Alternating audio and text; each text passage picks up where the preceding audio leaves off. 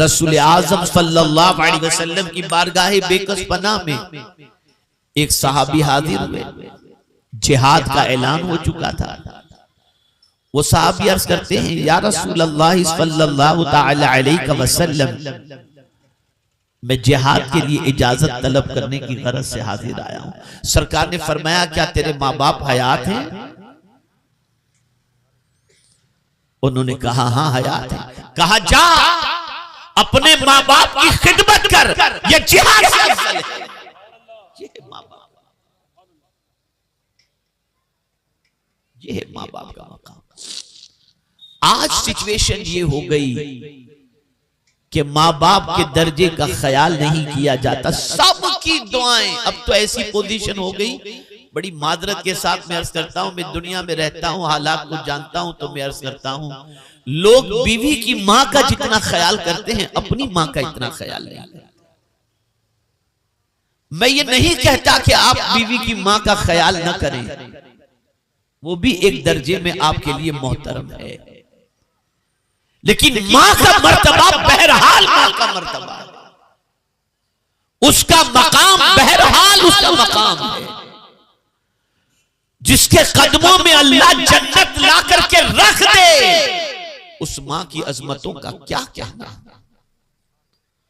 और बाप को जन्नत का दरवाजा कहा गया।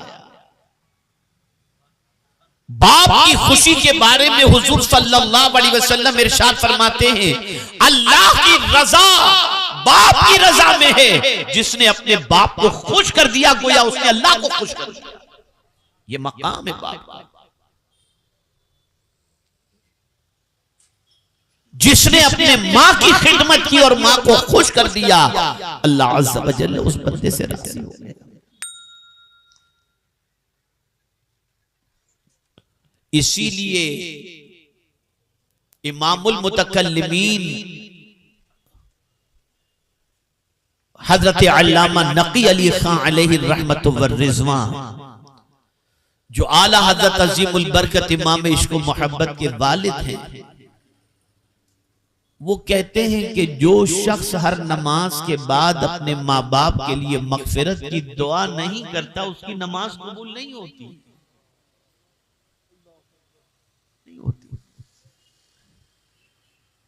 माँ बाप के लिए दुआएं करो। बल्कि हदीस शरीफ में है, एक सहाबी हुजूर सल्लल्लाहु अलैहि वसल्लम की बारगाह में हाजिर आए और अर्ज करने लगे, या रसूल अल्लाह सल्लल्लाहु तआला अलैहि वसल्लम, मेरे वालिदैन इस दुनिया से कुछ कर गए हैं, क्या उनके इंतकाल के बाद भी उनके साथ कोई अच्छा सुलूक किया जा सकता है? क्या सवाल था, क्या सवाल था। आज हमारे मुफ्ती साहब क़िबला तशरीफ फरमा हैं और बहुत सारे मुफ्तियाने किराम हैं। जरा पूछिए इनके पास कैसे कैसे भोंडे सवाल आते हैं, सर पैर बगैर के सवाल।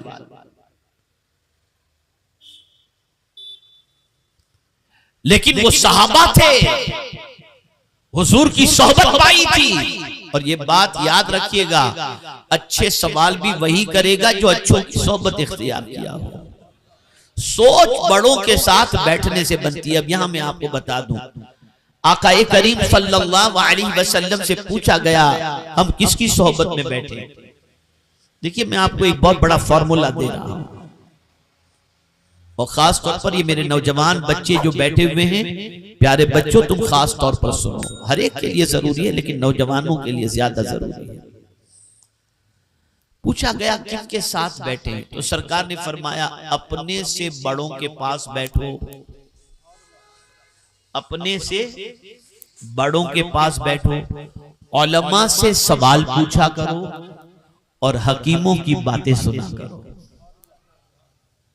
ये तीन चीजों का हुजूर ने हुक्म दिया। अपने से बड़ों के पास बैठो, बड़ों के पास बैठोगे तो सोच बड़ी बड़ी, बड़ों के पास बैठोगे तो तजर्बा मिलेगा, बड़ों के पास बैठोगे तो तरक्की की राहें समझ में आएंगी, उलमा से सवाल पूछोगे इल्म में इजाफा होगा, और हिकमत भरी बातें सुनोगे हकीमों से तो तुम्हारी रूह में ताजगी पैदा होगी और तुम्हारा दिमाग रोशन होगा। अब सुनिए, सरकार से एक सहाबी अर्ज करते हैं, या रसूल अल्लाह सल्लल्लाहु तआला अलैहि वसल्लम, क्या माँ बाप के इंतकाल के बाद भी माँ बाप के साथ उसने सुलूक की कोई राह है? अब सरकार ने क्या फरमाया उसे सुने। मेरे आका सल्लल्लाहु अलैहि वसल्लम ने इरशाद फरमाया, हाँ, उनके लिए रहमत की दुआ करो। पहली बात क्या फरमाई? उनके लिए रहमत की दुआ, और वो दुआ कुरान के अंदर मौजूद है, रब्बिरहमहुमा कमा रब्बयानी सगीरा। ए अल्लाह, हमारे माँ बाप पर उसी तरीके से रहम फरमा जिस तरीके से बचपने में उन्होंने हम पर रहम फरमाया था। जिस तरह से मैं तो खुदा की कसम कभी सोचता हूं तो अक्ल दंग रह जाती है। दो दौर देख लीजिए आप, एक बाप है और एक बेटा है, एक माँ है, एक बेटा है। बेटा परेशान है, उसकी सिचुएशन ऐसी है कि बचपन ही में डॉक्टर ने कह दिया कि लाइलाज है ये, इसको ऐसी बीमारी लग चुकी है। लेकिन बाप अपने बच्चे को जिंदा देखने के लिए हर तरीके की कोशिश कर बैठेगा। हजरत कोई वजीफा हो तो बताओ, डॉक्टर हो तो बताओ, इससे चंदा लेकर, इस चैरिटेबल ट्रस्ट से पैसा लेकर अपने बच्चे का इलाज। कोई भी माँ बाप मुझे आज तक ऐसे नहीं मिले जो किसी बुजुर्ग के पास ये दुआ कराने के लिए गए हो कि दुआ करें कि मेरे बेटे को अल्लाह ताला आसानियत कर दे, आसानी उसके लिए पैदा फरमा दे और वो इस दुनिया से चला जाए ना। कितना ही खतरनाक मर्द से क्यों ना हो, बाप हर हाल के अंदर अपने बेटे को जिंदा देखना चाहता है। लेकिन दूसरे एंगल से देखें, बाप बूढ़ा हो गया, बिस्तर में टॉयलेट कर रहा है, तबीयत ज्यादा खराब है, उठ नहीं पा रहा, तो उलमा से दुआ कराने के लिए आते हैं, हज़रत दुआ करें अब अल्लाह इनके हक में बेहतर फरमा दे, बस अब इनकी तकलीफ नहीं देखी जाती। क्या सोच है कि बाप तो तुम्हारी हर तकलीफ पर तुम्हें जिंदा देखना चाहता है और तुम हो कि अपने माँ बाप की मौत की तमन्ना कर रहे हो।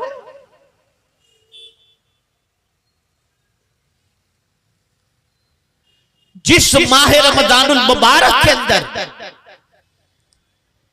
अल्लाह रब्बुल इज्जत जल्ल जलालुहु रहमत के दरवाजे, मग़फ़िरत के दरवाजे, जन्नत के दरवाजे सब खोल देता है, उस मुक़द्दस महीने के अंदर भी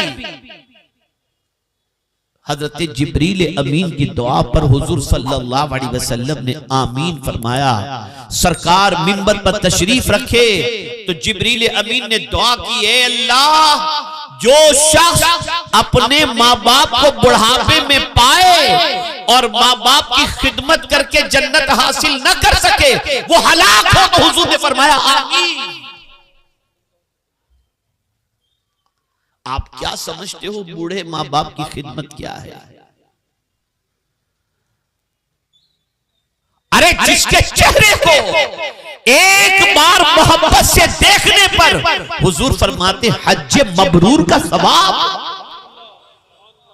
अगर किसी ने अपनी माँ के चेहरे को या अपने बाप के चेहरे को एक बार मोहब्बत से देख लिया तो एक बार के देखने पर अल्लाह उसे हज मबरूर का सवाब अता फरमाता है, और बार बार देखो तो बार बार हज मबरूर का सवाब। अब मैं उन लोगों से कहूंगा जो लोग अपने माँ बाप को बूढ़ा देख करके कहते हैं ये तो खिसक गई है इनकी, ये तो टोकते रहते हैं, ये तो बड़बड़ करते रहते हैं, न करो ऐसा, न कहो ऐसा, एहतराम करो उनका। इतना तो कहना बहुत बड़ी बात हो गई कि खिसक गई है, बुढ़ो है, ये तो बहुत बड़ी बात हो गई। कुरान कहता है वला तकुल लहुमा उफ, उन्हें उफ भी न कहो, उफ भी न कहो। तो सरकार सल्लल्लाहु अलैहि वसल्लम से उन सहाबी ने पूछा क्या माँ बाप का हक उनके मरने के बाद भी? सरकार ने फरमाया उनके लिए रहमत की दुआ करो, फिर फरमाया उनके लिए मग़फ़िरत की दुआ करो, मग़फ़िरत की दुआ। माँ बाप के लिए मगफिरत की दुआ करना, इससे बड़ा माँ बाप के लिए कोई तोहफा है ही नहीं औलाद की तरफ से। बहुत बड़ा तोहफा है मगफिरत की दुआ करना। तीसरी बात हुजूर सल्लल्लाहु अलैहि वसल्लम ने इरशाद फरमाई कि माँ बाप के दोस्तों का एहतराम करो, माँ बाप के दोस्तों का एहतराम करो, जिनसे वो मोहब्बत करते थे उनसे तुम मोहब्बत करो, वो कब्र में खुश हो जाएंगे, वो खुश हो जाएंगे। माँ बाप के दोस्तों का एहतराम करो।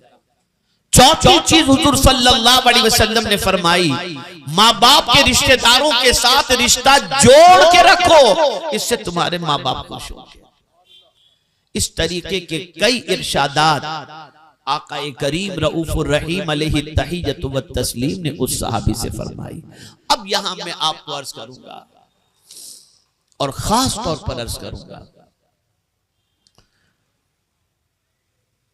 मुंबई में हमने देखा है कामवालियां भी मिल जाती हैं, और मुंबई में हमने देखा है कि आदमी मसरूफ भी ज्यादा होता है, तो जिनके पास 2 टके ज्यादा आ जाते हैं वो अपने बच्चों की परवरिश का ख्याल भी नहीं करते। काम वाली उनको नहलाती है, काम वाली उनको गुस्ल कराती है, काम वाली उनको खाना खिलाती है, काम वाली कपड़े पहनाती है, और इसी के साथ साथ वही काम वाली स्कूल छोड़ने जाती है। कभी पेरेंट्स मीटिंग के अंदर माँ बाप पहुंच गए तो पहुंच गए, वरना वो बच्चा जो पैदा हुआ है वो बड़ा होता है काम वाली के हाथ में। घूमने के लिए भी गए तो मियाँ बीवी अपने कमरे के अंदर, बच्चा काम वाली के पास पड़ा हुआ है। अब जिस चीज से बच्चा बचपने में महरूम हो गया कि उसे माँ बाप का प्यार नहीं मिला, शफकत नहीं मिली, मोहब्बत नहीं मिली, वो कामवाली के जेरे असर रहा, जेरे तरबियत रहा। जब वही बाप बूढ़ा होता है और वही बच्चा जो कामवाली के पास बड़ा होता है, तो वो भी सोचता है कि मुझे मेरे माँ बाप ने बचपन में कामवाली के सुपुर्द कर दिया था, अब बुढ़ापे में मैं इनकी क्यों खिदमत करूं। ओल्ड हाउस के अंदर छोड़ दो, वहीं रहेंगे, खाएंगे पिएंगे और उनका कैर होता रहेगा, उनका कैर होता रहेगा। आज ओल्ड होम खुल गए, ओल्ड हाउस खुल गए, जहां पर बूढ़े माँ बाप को मरने के लिए छोड़ दिया जाता है, जहां केयर करने वाले केयर करते हैं, बच्चों के पास इतना टाइम भी नहीं होता कि जा सके। मुझे तो हैरत होती है, एक काफिला ताजिरों का रवाना हुआ, बस ये आखिरी बात, एक काफिला ताजिरों का रवाना हुआ, उस काफिले के अंदर बच्चे भी थे, बच्चों का बाप भी था। अचानक जंगलो बयाबान में बाप की तबीयत खराब हुई और इंतकाल हो गया। बाप को बच्चों ने वहीं जंगल में दफन कर दिया। अब जाहिर सी बात है कि काफिला किसी का इंतजार तो नहीं कर सकता, तो बच्चों ने भी दफन किया और फिर रवाना हो गए काफिले के साथ। खूब तिजारत की, खूब नफा हासिल हुआ, खूब कमाया, और जब काफिला वहां से गुजरा तो बच्चों ने बाप की कब्र पर फातिहा पढ़ने जाने की बजाय वहां से निकलने लगे चुपचाप। तो कब्र से आवाज आई, ऐ मेरे बच्चों, इस तरह तुम मुझे नजरअंदाज कर रहे हो, खुदा की कसम अगर तुम्हारी जगह मैं होता काफिले के अंदर और तुम्हारी कब्र यहां होती तो मैं तुम्हें सलाम किए बगैर कभी नहीं जाता। तुम्हें पिक्चर देखने के लिए जाने का वक्त है, तुम्हें सैरो तफरी के लिए जाने का वक्त है, अपने माँ बाप की कब्र पर फातिहा पढ़ने जाने का वक्त है। जाते हो कभी? आओ हुजूर सल्लल्लाहु अलैहि वसल्लम की एक हदीस सुनाओ, जिस जगह पर अल्लाह दुआओं को कबूल करता है उन जगहों के अंदर माँ बाप की कब्र भी है। अगर उनकी कब्र के पास खड़े होकर उनके वसीले से अल्लाह दुआ करे, अल्लाह उस बच्चे की दुआ को कबूल फरमाए। बल्कि शबे बारात जाकर कब्र तलाश करते, अब्बा की कब्र है कहां यार, तुझे मालूम है मेरे अब्बा की कब्र। ये हाल हो चुका है। मौजू बड़ा तवील है और वक्त में इतनी गुंजाइश नहीं कि मैं मजीद इस पर कोई तफसीली गुफ्तगू कर सकूं, लेकिन मैंने बहुत सारी चीजों को कवर करने की, माँ बाप की खिदमत और उनके मकाम के साथ साथ कोशिश की। आप अगर तिजारत करते हो तो मुलाजिमीन का ख्याल करो, आप अगर जवान हो तो किसी लड़की की आबरू पर हाथ डालने की कोशिश न करो, आप अगर बच्चे हो और माँ बाप है तो उनकी खिदमत के अंदर कोई कोताही न करो। और इसी तरीके से माँ बाप पढ़े लिखे हों अनपढ़ हों कैसे भी हों, माँ बाप को बात करने का सलीका आता हो ना आता हो, दिखने में अच्छे लगते हो न लगते हो, कपड़े पहनना जानते हो न जानते हो, फिर भी बहरहाल तुम्हारे माँ बाप है और इनको एक नजर देखने पर अल्लाह तुम्हें हज मबरूर का सवाब अता फरमाएगा।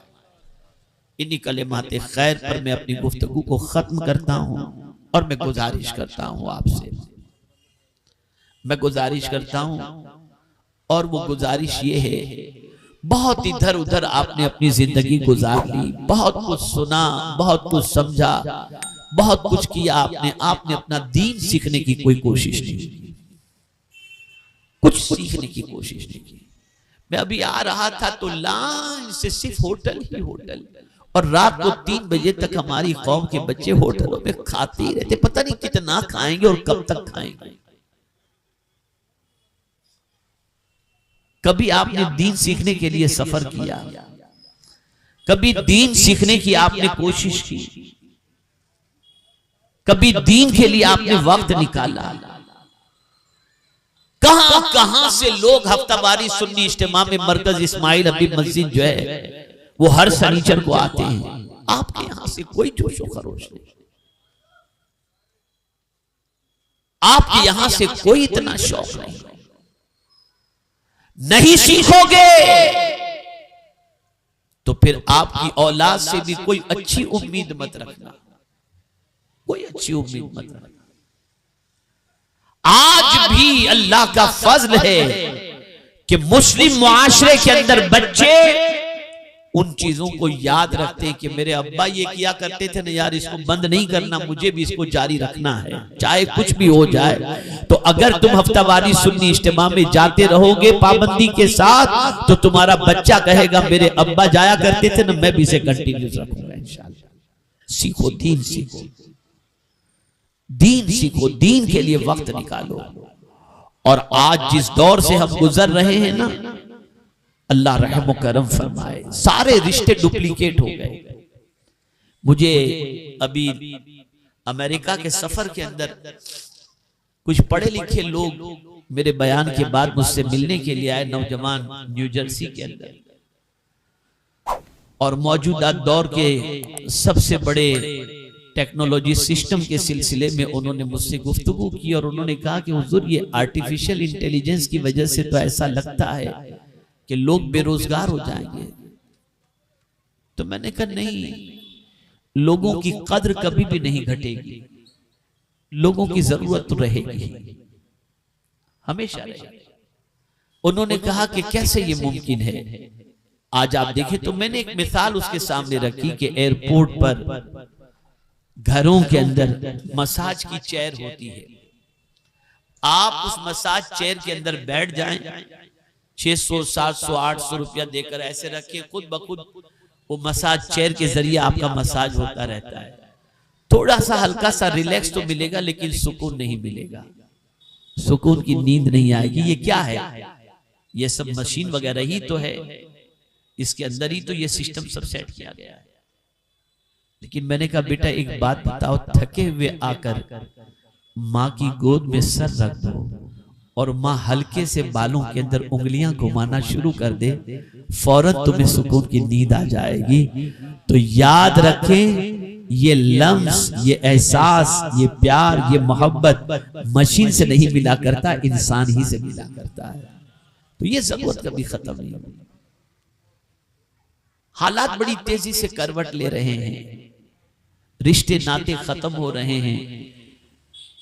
मैं अभी अफ्रीका जब जा रहा था तो इथोपिया की लॉन्च के अंदर मैं बैठा हुआ था, तो एक ख्याल जहन में आया कि इतने सारे लोग लॉन्च के अंदर बैठे हुए हैं, जरा देखूं तो सही ये लोग क्या करते हैं। तो मुझे देखकर हैरत हुई कि मियाँ बीवी बैठे हैं, बच्चे बैठे हैं, सब फैमिलीज बैठी हुई हैं, दोस्त बैठे होंगे, सब बैठे, लेकिन कोई एक दूसरे से बात करता हुआ शायद एक या दो नजर आए। एक सेलिब्रिटी, कोई हीरो था किसी अफ्रीका की कंट्री का, उसके साथ लोग तस्वीरें खिंचा रहे थे, और बाकी जितने भी थे, कोई लैपटॉप पर है, कोई आईपैड पर है, कोई मोबाइल पर है, कोई किसी से बात करने के लिए तैयार ही नहीं।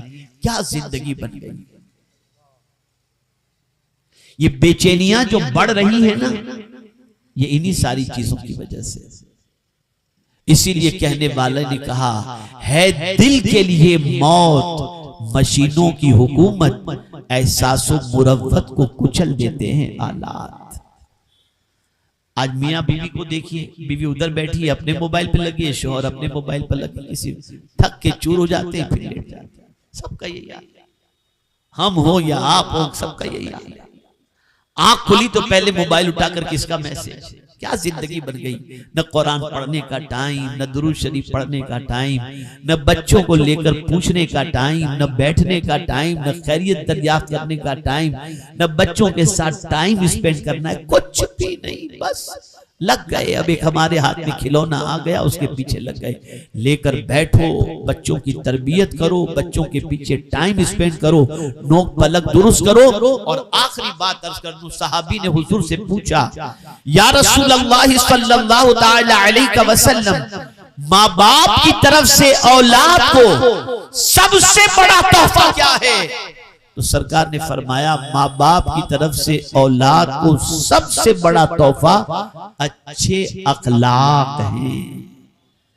आप बच्चे को आईफोन दिलाओ, सैमसंग फोल्ड दिलाओ, आईपैड दिलाओ, मोटरसाइकिल दिलाओ, मर्सिडीज दिलाओ, कुछ भी दिलाओ, इसकी कोई हैसियत नहीं। लेकिन अगर आपने अपने बच्चे को अच्छे अखलाक सिखा दिए तो हुजूर फरमाते हैं ये सबसे बड़ा तोहफा है। ख्याल करो इन चीजों का, माँ बाप की खूब खिदमत करो, और माँ बाप भी बच्चों का खूब ख्याल रखें। अल्लाह रब्बुल इज्जत जल्ल जलालहू, आकाए करीम रऊफुर रहीम अलैहि तहियतु व तस्लीम के सदक़ और तुफैल मुझे, आपको, सबको अल्लाह और उसके रसूल जल्ल जलालहू व सल्लल्लाहु अलैहि वसल्लम के इरशादात पर अमल की तौफीक नसीब फरमाए, और हम सब से अल्लाह वो काम ले जिससे अल्लाह अज़्ज़ व जल और उसके रसूल सल्लल्लाहु अलैहि वसल्लम राजी हो जाएं। रब्बिरहमहुमा कमा रब्बयानी सगीरा। अल्लाह हम सब के माँ बाप पर वैसे ही रहम फरमाए जिस तरीके से उन्होंने बचपन में हम पर रहम फरमाया था। वमा अलैना इल्लल बलागुल मुबीन। अस्सलामु अलैकुम व रहमतुल्लाहि व बरकातुहू।